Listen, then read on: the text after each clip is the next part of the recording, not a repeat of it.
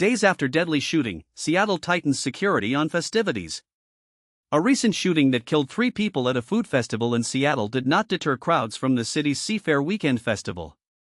By the South Seattle shoreline, hundreds of people sat on the lawn as Blue Angel fighter jets did flips overhead, roaring through the air.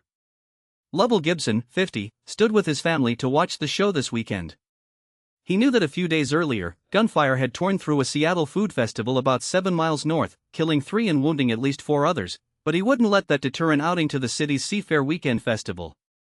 "You can't live your life in fear," Mr. Gibson said on Friday, adding that he had attended the festival when he was younger and now wanted to experience it with his children.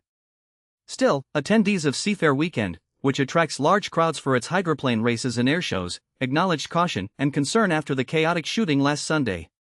The police said the festival is expected to see enhanced security throughout the weekend. "It will be 100% gated," said Emily Cantrell, who runs the event, which organizers predict will draw thousands of attendees. A 15-year-old suspect has been arrested in connection with the shooting at the Bite of Seattle Food Festival. Investigators have said that they believe 2 rival gangs were involved, and that at least 4 weapons were fired, including a ghost gun. The authorities have also said that they believed one of the shooters was among those killed, and that they are still seeking other suspects.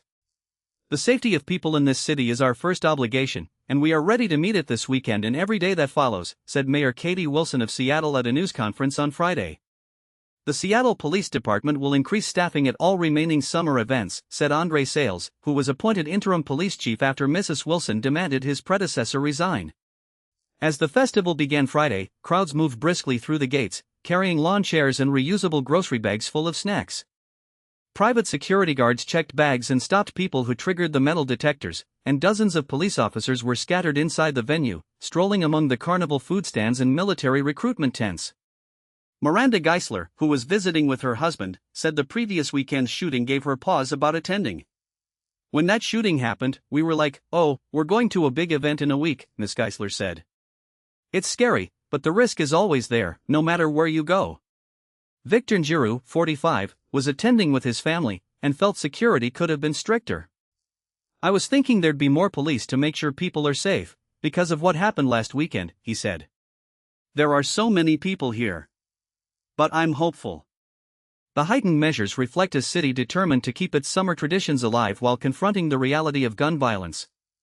Residents like Gibson, Geisler, and Njiru illustrate the tension between fear and the desire to gather.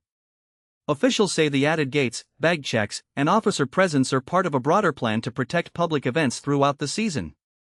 Thanks for listening. This has been the Daily Brief. See you next time.